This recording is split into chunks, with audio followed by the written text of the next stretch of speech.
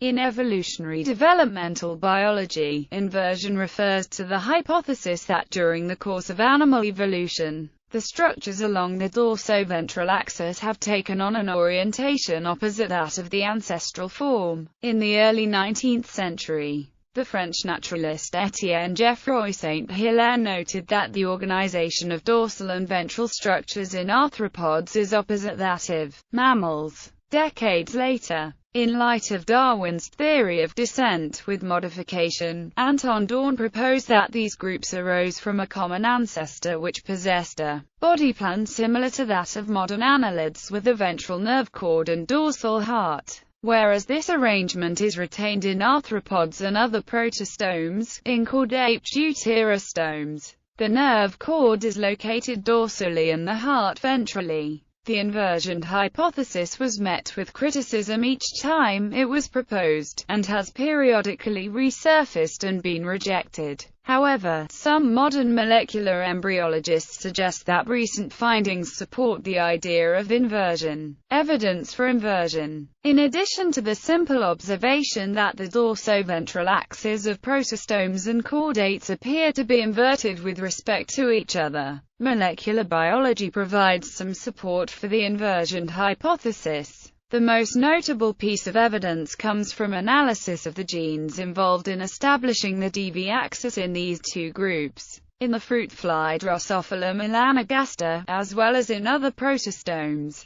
The beta-type transforming growth factor family member decapentaplegic is expressed dorsally and is thought to suppress neural fate. On the ventral side of the embryo, a DPP inhibitor, short gastrulation, is expressed, thus allowing nervous tissue to form ventrally. In chordates, the DPP homologue BMP4 is expressed in the prospective ventral part of the embryo, while several SOG-like BMP inhibitors are expressed dorsally. Other patterning genes also show conserved domains of expression. The neural patterning genes VND, IND, MSH, and netrine are expressed in the Drosophila ventral nerve cells and midline mesectoderm. The chordate homologues of these genes, NK2, GSH1/2, MSX1/3, and netrine, are expressed in the dorsal neural tube. Furthermore, the Tin Man NKX2-5 gene is expressed very early in cells that will become the heart in both Drosophila and chordates. Additional support comes from work on the development of the polychaete annelid Platanerius dumerilli, another protostome.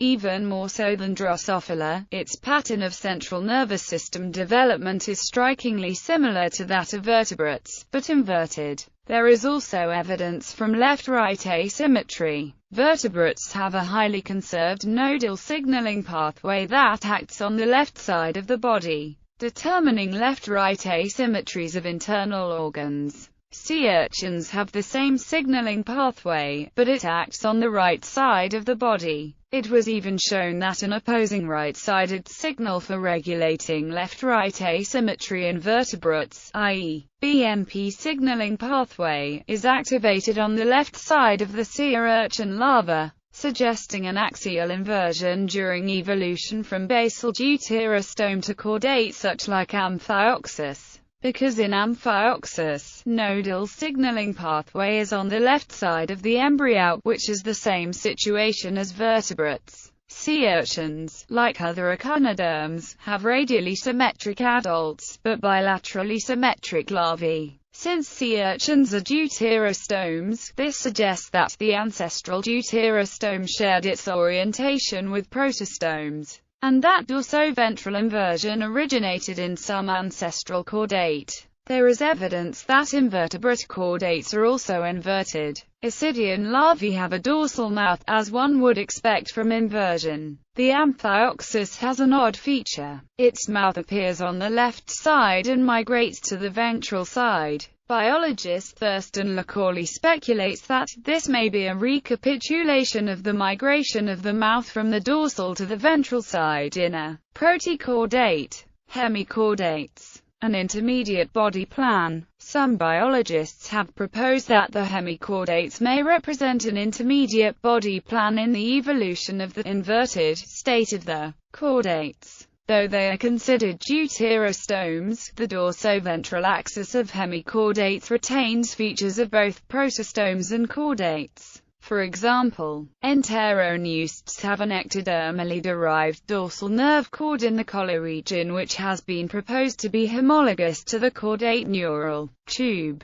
However, they also have a ventral nerve cord and a dorsal contractile vessel similar to protostomes. Furthermore, the relative positions of other, intermediate, structures in hemichordates, such as the hepatic organs and ventral pagochord, which has been proposed to be homologous to the chordate-defining notochord, are retained but inverted. Nubler, Young and Arendt argue that the principal innovation in the chordate lineage was the obliteration of the mouth on the neural side and the development of a new mouth on the non-neural ventral side. Alternative hypotheses. While the idea of dorsoventral axis inversion appears to be supported by morphological and molecular data, others have proposed alternative plausible hypotheses. One assumption of the inversion hypothesis is that the common ancestor of protostomes and chordates already possessed an organized central nervous system located at one pole of the dorsoventral axis. Alternatively, this ancestor may have possessed only a diffuse nerve net or several bundles of nervous tissue with no distinct dorsoventral localization. This would mean that the apparent inversion was simply a result of concentration of the central nervous system at opposite poles independently in the lineages leading to protostomes and chordates.